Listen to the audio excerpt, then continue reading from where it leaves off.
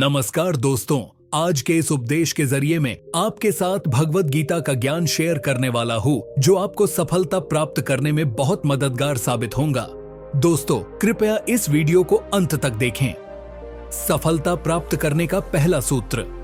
दोस्तों, भगवान श्री कृष्ण ने भगवत गीता के 18वें अध्याय के 14वें श्लोक में सफलता प्राप्त करने के उपाय बताए हैं।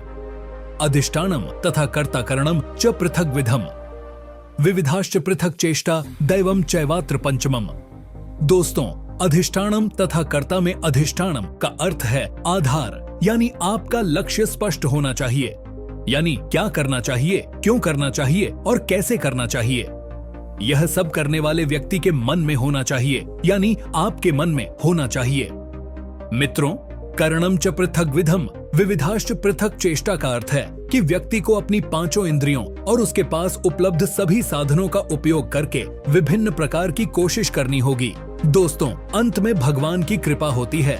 इसका अर्थ है कि जो व्यक्ति ऊपर बताए गए सभी कामों को अच्छे से करता है, वह स्वयं भगवान की कृपा पाता है और इसलिए वह सफल होना चाहिए।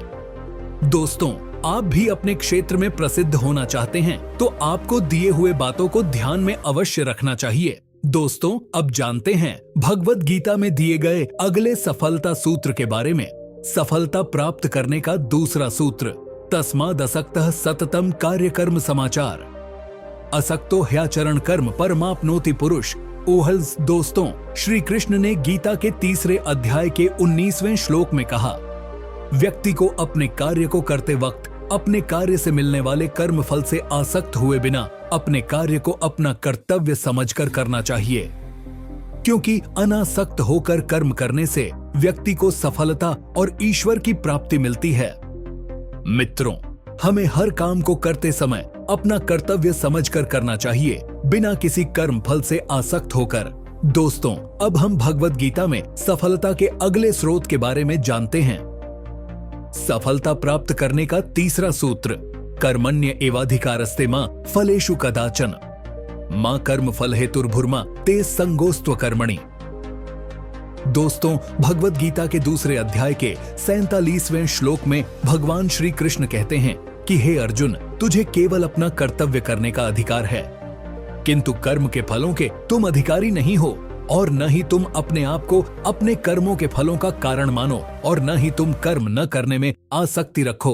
दोस्तों, यहाँ भगवान श्री कृष्ण का तात्पर्य यह है कि जब हम केवल अपने कार्यों के परिणामों के बारे में ही सोचना शुरू कर देते हैं, तब हम अपने काम पर अच्छे से ध्यान नहीं दे पाते हैं और उसके कारण हम उस काम को अच्छे से नहीं कर पाते हैं। इसीलिए यहाँ भगवान श्री कृष्ण कह रहे हैं कि प्रत्येक व्यक्ति को अपने काम का अधिकार है, लेकिन उसे उस काम के परिणाम से जुड़े बिना काम करना चाहिए। आज का गीता ज्ञान प्रवचन सिर्फ इतना है कि अगर आपको यह पसंद आया हो तो कृपया इसे व्हाट्सएप या टेलीग्राम पर अपने दोस्तों से शेयर करें और नीचे कमेंट बॉक्स में हमें बताइए कि आपको यह उपदेश कैसा लगा।